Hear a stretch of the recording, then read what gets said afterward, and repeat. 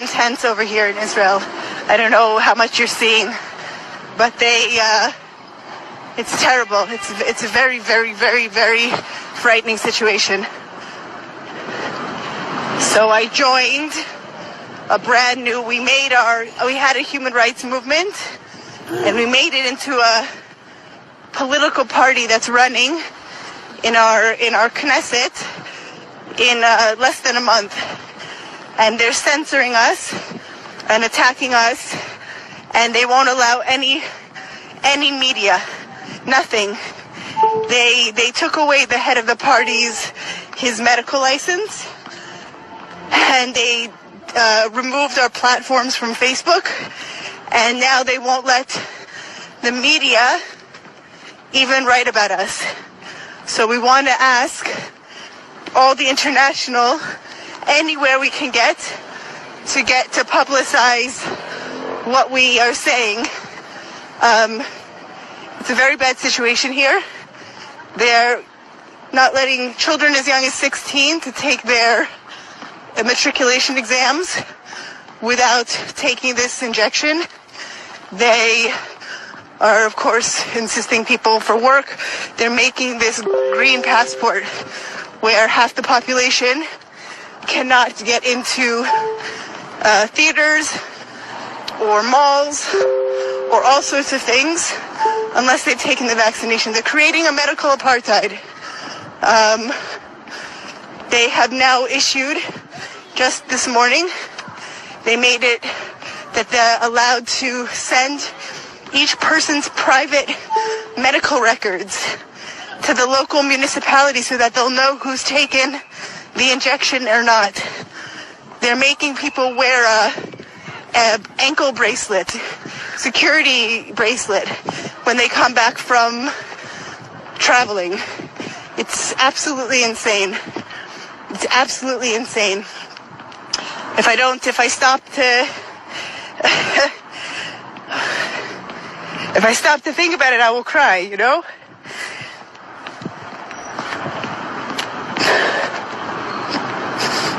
But meantime, we just keep fighting, you know? Fighting as much as we can. So we need everybody's help, because whatever happens here will happen everywhere.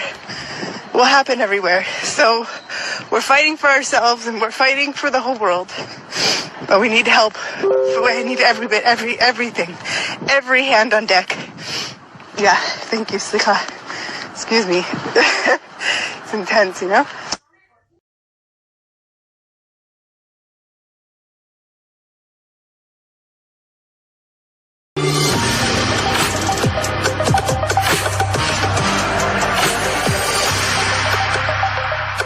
Ilana, Rachel, welcome in the Black Box studio. Yesterday I listened to a kind of a disruptive audio file from you all the way from Jerusalem. It gave me the goosebumps, and that's the reason why I wanted to talk to you directly to report from your side what is actually going on in Israel. What's going on, in short, I don't know that there is a short version, but that our Prime Minister Benjamin Netanyahu has taken the initiative to sign us up without our informed consent to be the experimental subjects for Pfizer's rollout of their experimental technology. And they are doing so with just short of brute force, using coercive methods of threatening people with their livelihood, threatening young children, 16-year-old kids, that they can't take their matriculation exams. And the rollout of this has been while this plan is for many countries, and in other places they give you the option to come and sign up, but here there's no option. You pretty much need to come and do it. It's already as if the science is settled, even though it doesn't even exist.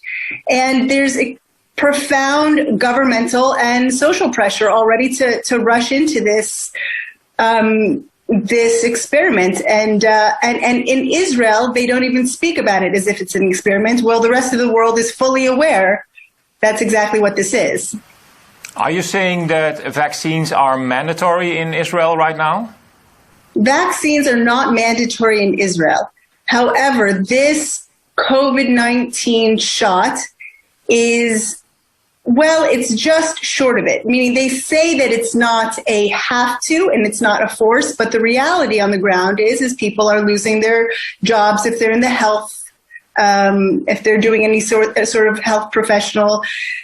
There are many different places where people are told that you vaccinate or you're out. You told me something before in this audio file about people wearing kind of a badge around their wrist, the free pass or something like that. What is that all about?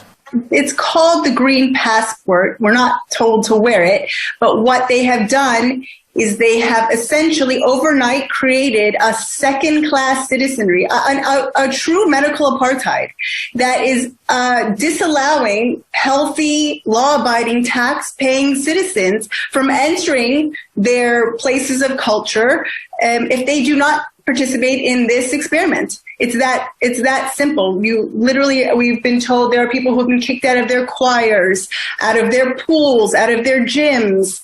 Like I said, there's incredible social pressure and division between families, and this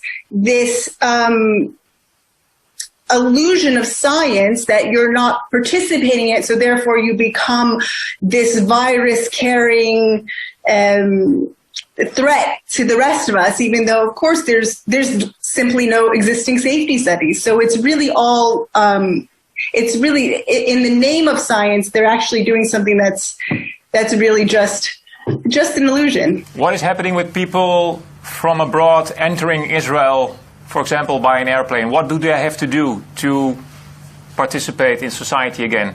So it's one of the worst displays of what's happening you'll see in the airport.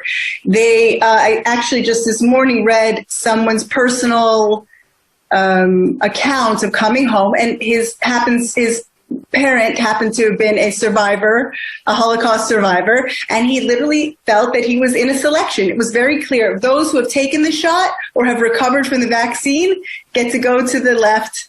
Those who have not go to the other side and are forced into these filthy petri dish hotels that they have to either sit there, and they're all swabbed with this PCR test.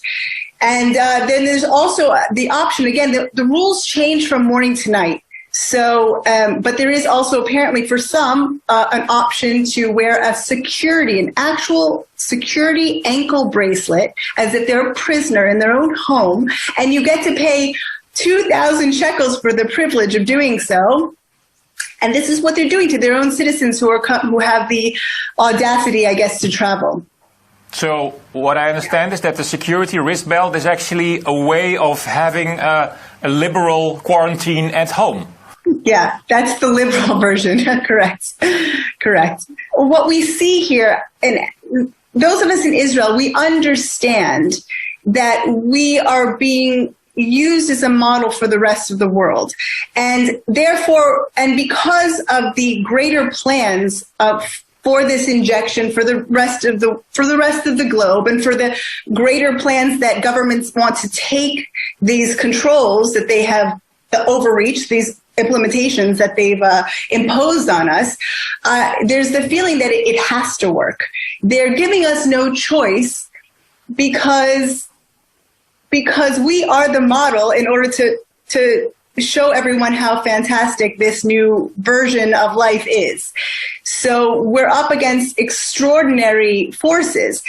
We know how the bottomless wealth of the pharmaceutical companies, and we know the governments across the world. So, but the year of extreme implementations and policies, it's all culminating here in Israel right now with the rollout of this program. So like I said, while in other countries there's still a choice, here, the only reason they don't, in my opinion, the only reason they don't physically force it is because there would be too great of an outcry. But they're doing everything just short of it.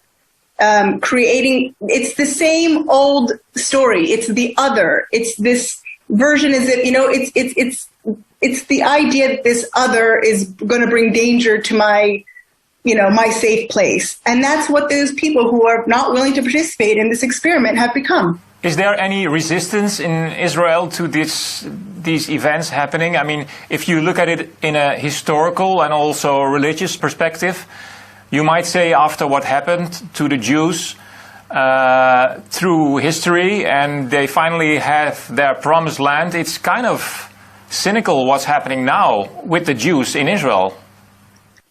You know, I don't know that it was planned from the outset to start here. I know that there are logical reasons why they rolled out this program here in Israel.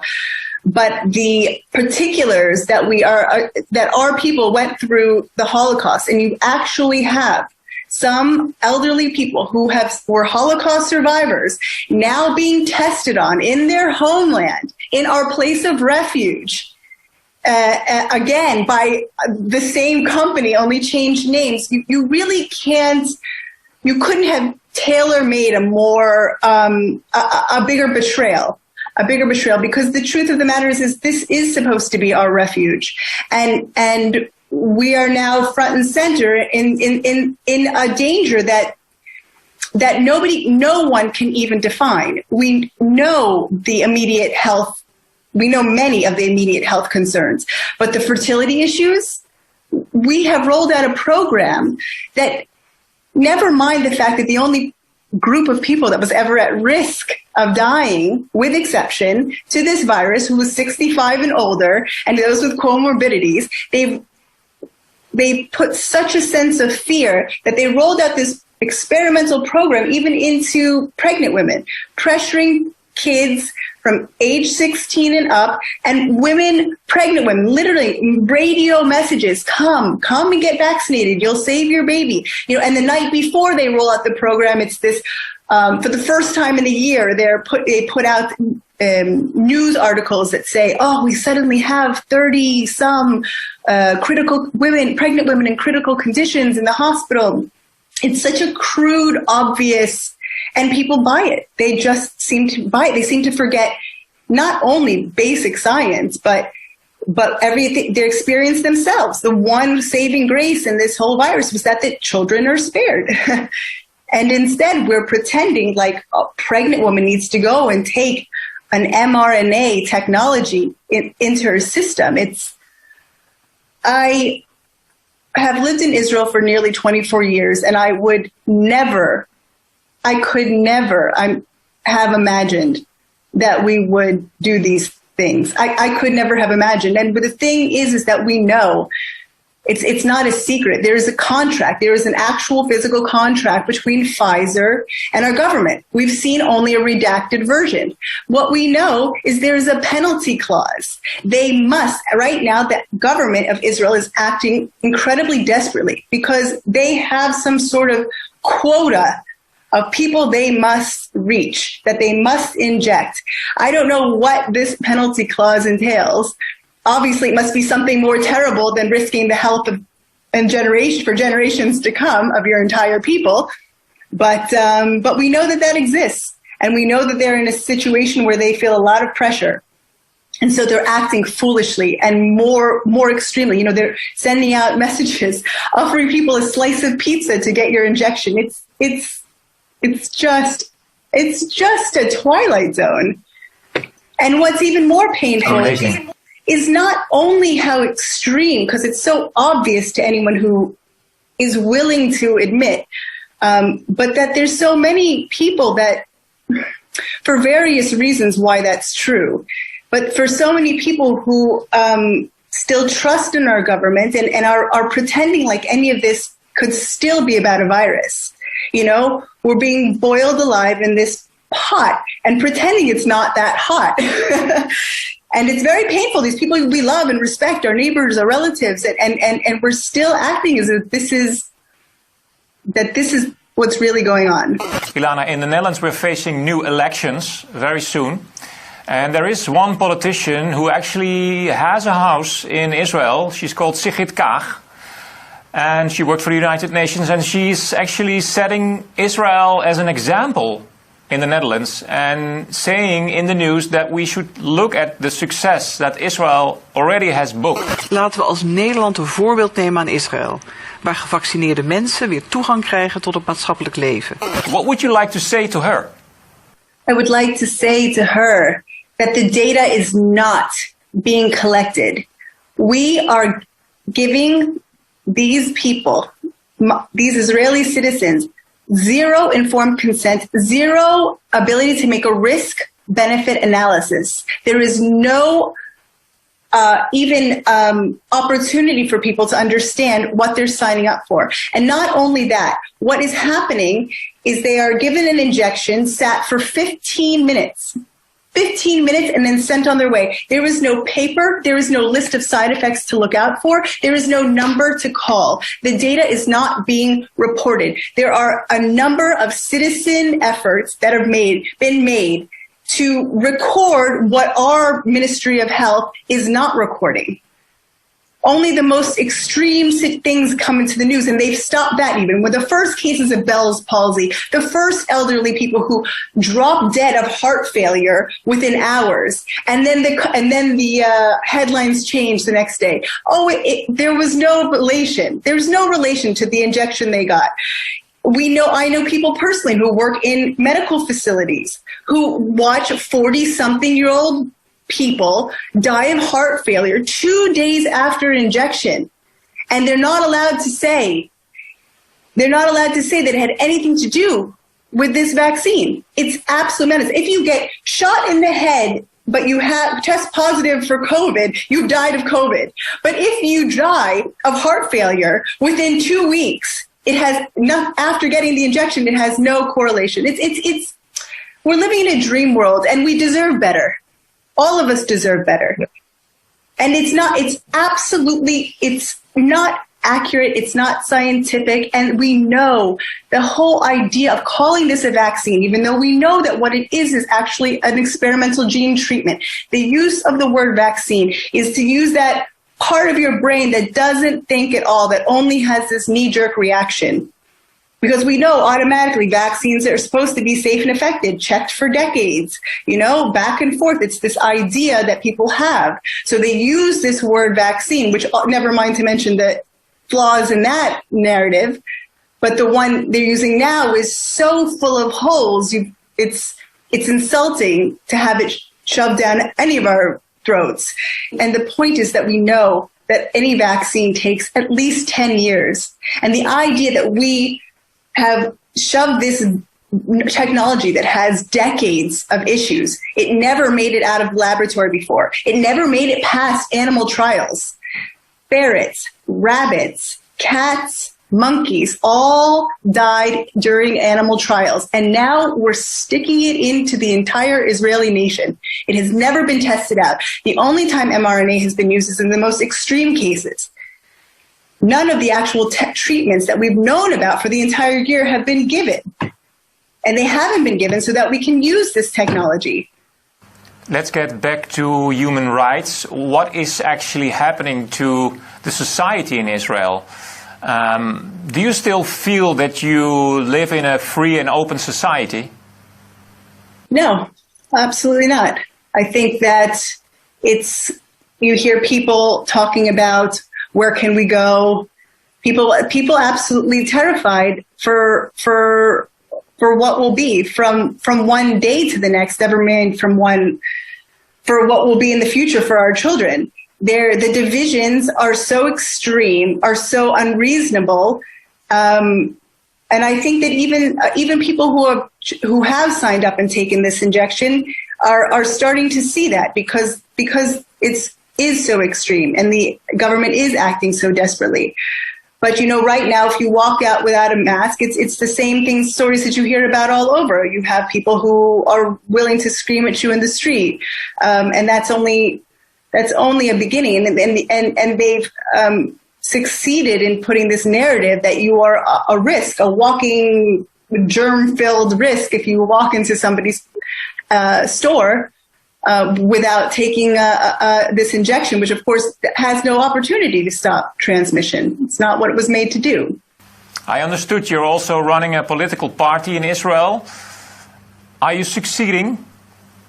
So we are making incredible ground despite complete censorship, despite, they took off our Facebook pages of 60,000 people and they revoked the medical license of the head of our party. They are doing everything they can to delegitimize us.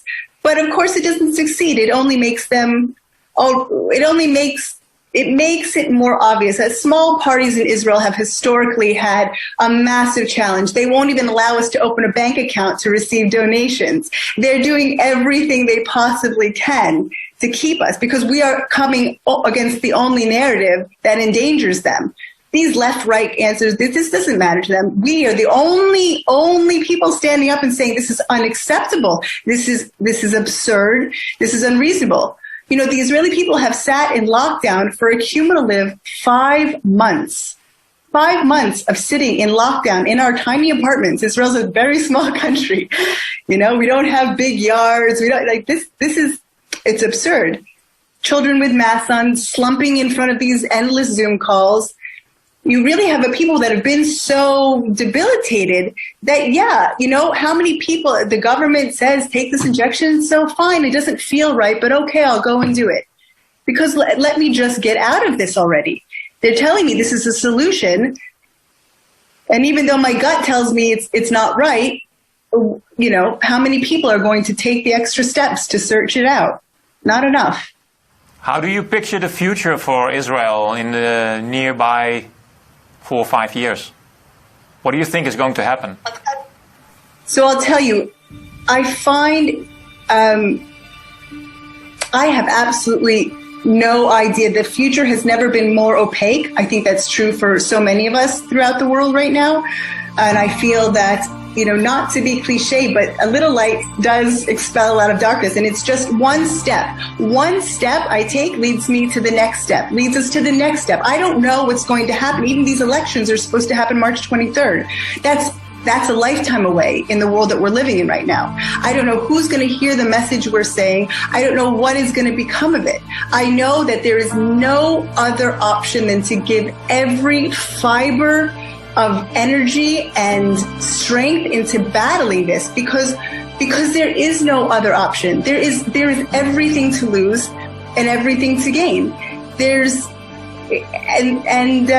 think it's actually never been simpler in some ways. And I believe that it's I believe quite simply that we are privileged to have this truth. If there is truth, that I think is a common denominator against all these different people, different countries, different languages, and we all are seeing and speaking a very clear truth. And I think that truth is an absolute gift, but it's an obligation. And it wasn't given to us to just sit at home and with this apathy and hope for the best. We've got to all come together because really this is how we win. Making these connections between us, country after country, that is the only thing that these governments fear. They have the wealth of empires behind them. But when the people realize that we are the many and they are the small, they have nothing. They have nothing. And I can never give up on that hope that we're gonna build this force and take our lives back. Because I've said before, I feel like the ball is in the air. It's like this volleyball, and it's a matter of who hits it. We're not going back. There is no going back. There's going forward, and we have a tremendous opportunity. And we have a tremendous opportunity to come together as humans without the questions of religion. They're pushing us so far that they are making this complete reset. We get to actually be just humans in such a beautiful way.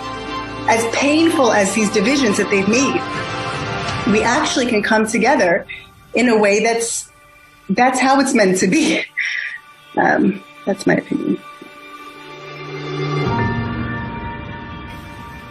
Thank you, Ilana, for your bravery, for your honesty. I think that what you're saying is totally right, and it's very disturbing to hear what's going on in Israel, but we're seeing kind of the same things happening in Europe and in the Netherlands. And for me, it seems like a nightmare that we're still in, and I hope every day that we wake up from this terrible dream that it's not the truth, but it is. So I want to thank you for this call from Jerusalem. I've never talked to anybody from Jerusalem, from the Promised Land, and it shouldn't be like this. Thank you, Ilana. Thank you, Flavio. Thank you. Ja, dat was de prachtige Ilana Rachel uit Jeruzalem. Hopelijk gaat deze video viral buiten Nederland en kijkt er nu een internationaal publiek. So we'll end this video with a request. Share this video with as many people and thank you for watching.